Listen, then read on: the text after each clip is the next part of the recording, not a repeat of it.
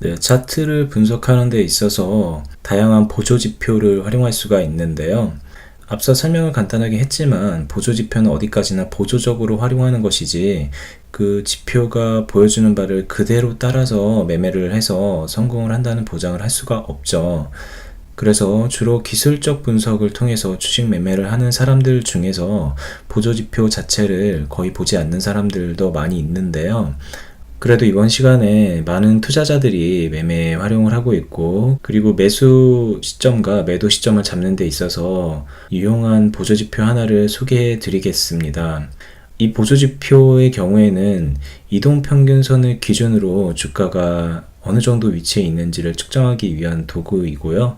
그런 측면에서 앞서 배웠던 이동평균선에 대한 수업의 연장선이라고 생각을 하셔도 될 것 같아요. 네, 볼린저 밴드라는 보조지표입니다. 존 볼린저가 1980년대에 개발한 기술적 분석 도구이고요. 간단하게 말하면 20일 이동평균선을 기준으로 주가가 어느 정도 위치에 있는지를 일종의 고점과 저점의 띠로 보여주는 그런 지표입니다.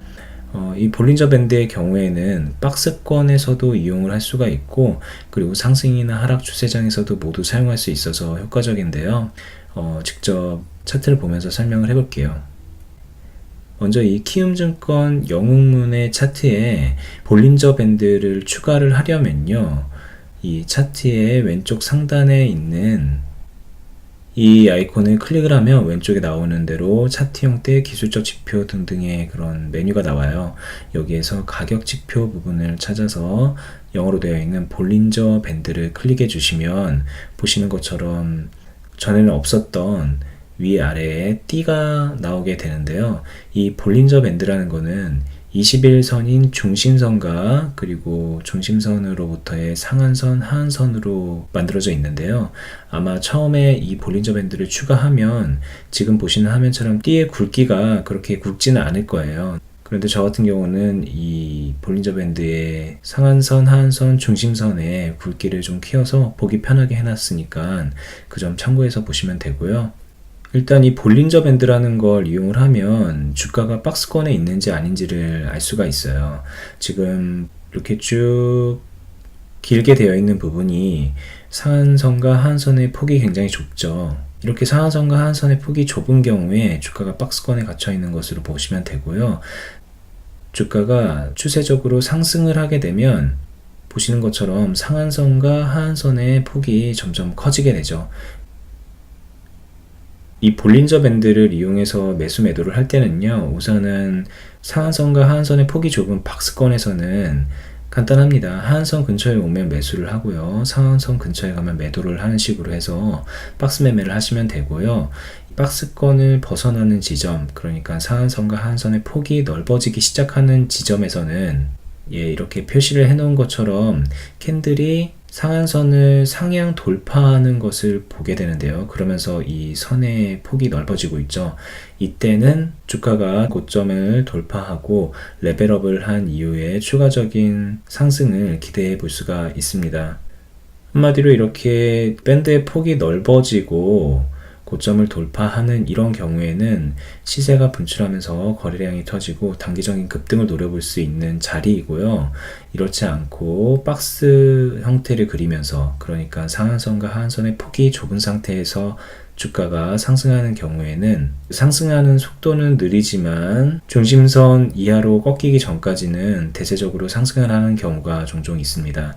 네, 이 차트 상에서는 이 부분에서 이 부분까지 그래도 큰 폭은 아니지만 꾸준하게 상승을 해주는 모습을 보여주고 있죠. 물론 이 볼린저 밴드가 항상 맞는 것은 아닙니다. 지금 우리가 오랜 기간 박스권에 갇혀 있다가 시세 분출을 하는 이런 경우를 봐서 그렇지만, 이 같은 종목인 메타바이오 매드가 좀 시간이 지나서 이런 흐름을 보여주고 있거든요. 네, 가령 하한선 부근인 이 지점에서 우리가 매수를 했다 그러면 이렇게 주가가 흘러내리면서 여기까지 하락을 하는 것을 보고 있어야 되는 거죠. 그리고 이때 다시 올라서 상한선을 갔다고 해도 우리가 매수했던 시점보다는 가격이 낮아요. 물론 다시 이렇게 오르고 시세를 분출하면서 그 이상 올라가긴 했지만 어쨌든 박스권 안에서의 매수 매도라고 해도 반드시 맞는 건 아니고요. 오히려 안 맞는 경우가 많이 있습니다.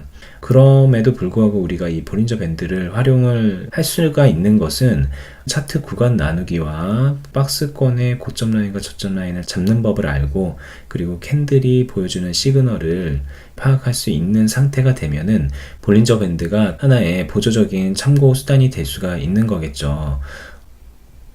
네, 이 종목의 경우에 이 지점에서 시세 분출을 하면서 급등을 하는 것을 볼 수가 있는데요. 이때도 따지고 보면은 구간 나누기 상에서 고점과 저점의 그런 경계에서 어떤 캔들이 나왔는지로도 해석이 되는 거고요. 또는 추세적으로 상승을 하는 가운데서 고점 라인을 돌파하면서 추가적인 상승을 한 것으로도 해석을 할 수 있는 것이니까요.